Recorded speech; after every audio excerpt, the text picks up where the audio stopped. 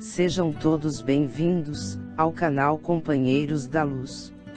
Leitura do livro A Caminho da Luz. Obra do Espírito Emmanuel, por Chico Xavier. Iniciemos então a leitura do capítulo 21. Época de transição. Subtítulo: As lutas da reforma. Em vão a Dieta de Worms, em 1521, condenara Lutero como herege, levando-o a refugiar-se em Wartburgo, porque as suas ideias libertárias acenderam uma nova luz, propagando-se com a rapidez de um incêndio. A Igreja começou a sofrer os golpes mais fortes e mais dolorosos, porque alguns príncipes ambiciosos se aproveitaram do movimento das massas, confiscando-lhe bens preciosos.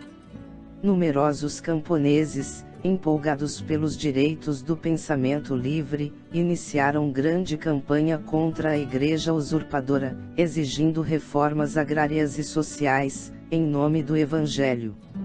De 1521 a 1555, os centros cultos europeus viveram momentos de angustiosas expectativas nos bastidores da tragédia religiosa, mas, depois da Concordata de Augsburgo, instituiu-se um regime da mais larga tolerância recíproca.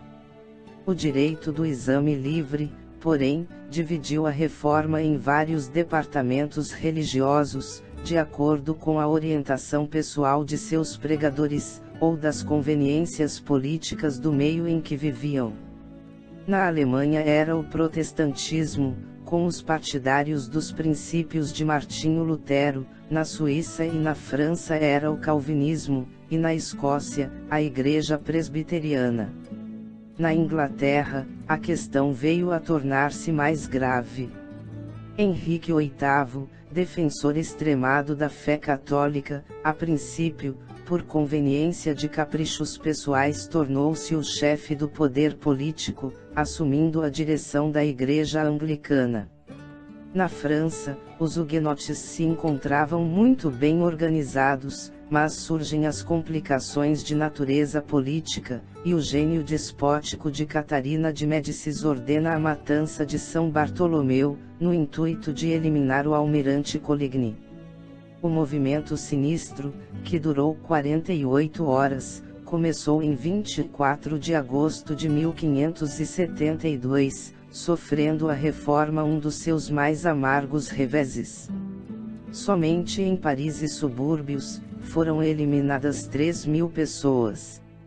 Os mensageiros do Cristo deploram tão dolorosos acontecimentos, trabalhando por despertar a consciência geral, arrancando-a daquela alucinação de morticínio e sangue, mas precisamos considerar que cada homem, como cada coletividade, pode cumprir seus deveres ou agravar suas responsabilidades próprias, na esfera de sua liberdade relativa.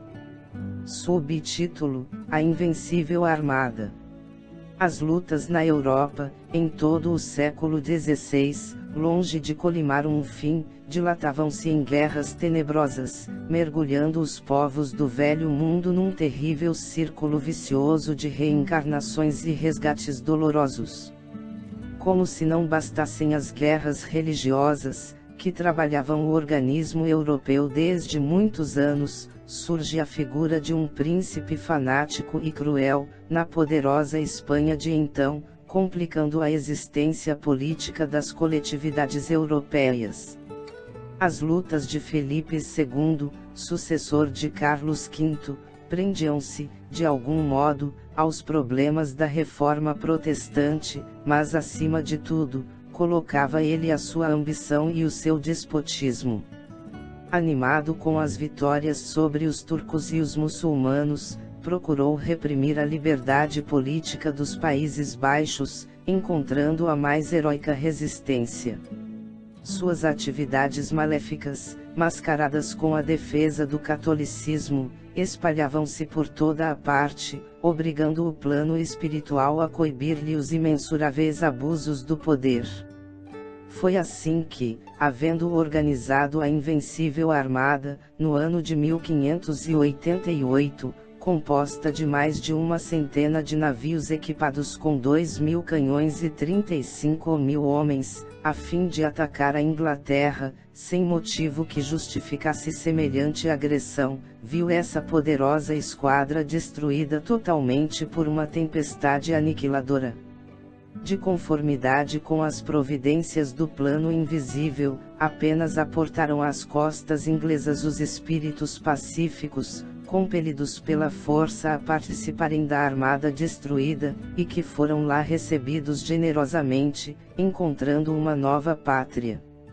Se Henrique VIII havia errado como homem, o povo inglês estava preparado para o cumprimento de uma grande missão, e ao mundo espiritual competia trabalhar pela preservação dos seus patrimônios de liberdade política. Subtítulo: Guerras religiosas. A Europa, não obstante o amparo e a assistência dos abnegados mensageiros do Cristo, transportou-se ao século XVII no meio de lutas espantosas, agora agravadas com as tenebrosas criações do Tribunal da Penitência. Quase se pode afirmar que os únicos jesuítas dignos do nome de sacerdotes de Jesus, foram aqueles que vieram para as regiões desconhecidas da América, no cumprimento dos mais nobres deveres de fraternidade humana, porque a quase totalidade da companhia, no velho mundo, mergulhou num oceano de tricas políticas, muitas vezes rematadas em tragédias criminosas. As guerras de natureza religiosa estavam longe de terminar, dada a rebeldia de todos os elementos, e foi com penosos esforços que os emissários do Alto conduziram as coletividades europeias ao Tratado de Westfália, em 1648, consolidando as vitórias do protestantismo, em face das imposições injustificáveis do jesuitismo. Subtítulo: A França e a Inglaterra. A esse tempo, a França já se encontrava preparada para o cumprimento da sua grande missão junto dos povos, e sob a influência do plano invisível, criavam-se os serviços benéficos da diplomacia. Nos bastidores da sua política administrativa, firmavam-se os princípios do absolutismo no trono, mas a sua grande alma coletiva, cheia de sentimento e generosidade, já vislumbrava o precioso esforço que lhe competia no porvir. Ao seu lado, a Grã-Bretanha caminhava, a passos largos, para as mais nobres conquistas humanas. Extinta, em 1603, a dinastia dos Tudores, eleva-se ao trono o rei da Escócia, Jaime I. Desejando reviver os princípios absolutistas, o descendente dos Stuarts inaugurou um período de nefastas perseguições, o qual foi intensificado por seu filho Carlos I, cujas disposições políticas se constituíam das mais avançadas tendências para a tirania. Rompendo com o parlamento e dissolvendo-o, vezes consecutivas, viu o povo da capital inglesa de armas na mão, em defesa dos seus representantes, ensejando uma guerra civil que durou vários anos e só terminada com a ação de Cromwell, que, de acordo com o parlamento, estabelece a república da qual se torna o Lorde Protetor. Cromwell era um espírito valoroso, mas, embriagado com o vinho sinistro do despotismo, foi também um ditador vingativo, fanático e cruel. Depois da sua morte, em face da incapacidade política do filho, verifica-se a restauração do trono com os Stuarts. O governo destes teria, porém, pouca duração, porque os ingleses, desgostosos com a administração de Jaime II, e no seu tradicional amor à liberdade, chamam Guilherme de Orange ao poder. O parlamento redigia a famosa Declaração de Direitos, definindo a emancipação do povo e limitando os poderes reais, elevando-se ao trono Guilherme III com a Revolução de 1688. A Inglaterra havia cumprido um dos seus mais nobres deveres, consolidando as fórmulas do parlamentarismo, porque assim todas as classes eram chamadas à cooperação e fiscalização dos governos. Subtítulo: Refúgio da América. Considerando o movimento das responsabilidades gerais e isoladas, o plano invisível, sob a orientação de Jesus, conduzia para a América todos os espíritos sinceros e trabalhadores, que não necessitassem de reencarnações ao mundo europeu, onde indivíduos e coletividades se prendiam, cada vez mais, na cadeia das existências de provações expiatórias. Para o hemisfério do Novo Mundo afluíam todas as entidades conclamadas à organização do progresso futuro. Muitas dessas personalidades haviam adquirido o senso da fraternidade e da paz, depois de muitas lutas no antigo continente.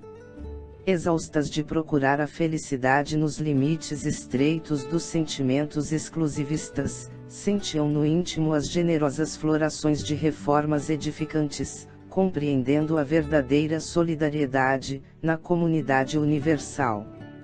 Foi por essa razão que, desde os seus primórdios, as organizações políticas do continente americano se tornaram baluartes de paz e de fraternidade para o orbe inteiro.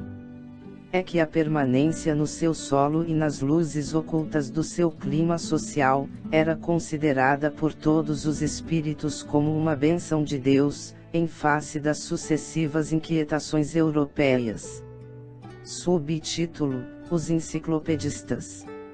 O século XVIII iniciou-se entre lutas igualmente renovadoras, mas elevados espíritos da filosofia e da ciência, reencarnados particularmente na França, iam combater os erros da sociedade e da política, fazendo sussobrar os princípios do direito divino, em nome do qual se cometiam todas as barbaridades. Vamos encontrar nessa pleiade de reformadores os vultos veneráveis de Voltaire, Montesquieu, Rousseau, D'Alembert, Diderot, Quesnay. Suas lições generosas repercutem na América do Norte, como em todo o mundo. Entre cintilações do sentimento e do gênio, foram eles os instrumentos ativos do mundo espiritual, para a regeneração das coletividades terrestres. Historiadores aqui, numa característica mania de sensacionalismo, não se pejam de vir a público asseverar que esses espíritos estudiosos e sábios, se encontravam a soldo de Catarina II da Rússia, e dos príncipes da Prússia, contra a integridade da França, mas, semelhantes afirmativas representam injúrias caluniosas que apenas afetam os que as proferem, porque foi dos sacrifícios desses corações generosos, que se fez a fagulha divina do pensamento e da liberdade, substância de todas as conquistas sociais de que se orgulham os povos modernos. Subtítulo: A independência americana. As ideias nobilitantes dos autores da enciclopédia e das novas teorias sociais, haviam encontrado o mais franco acolhimento nas colônias inglesas da América do Norte, organizadas e educadas no espírito de liberdade da pátria do parlamentarismo.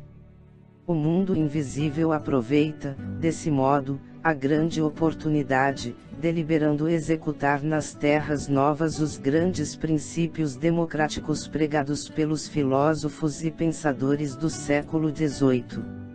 E enquanto a Inglaterra desrespeita, para com as suas colônias, o grande princípio por ela própria afirmado, de que ninguém deve pagar contribuições sem as ter votado, os americanos resolvem proclamar a sua independência política.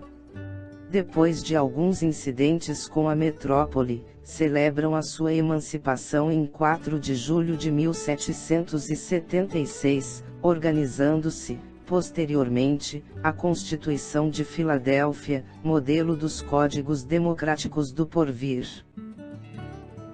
Chegamos ao final deste capítulo. Não percam o próximo de número 22, a Revolução Francesa.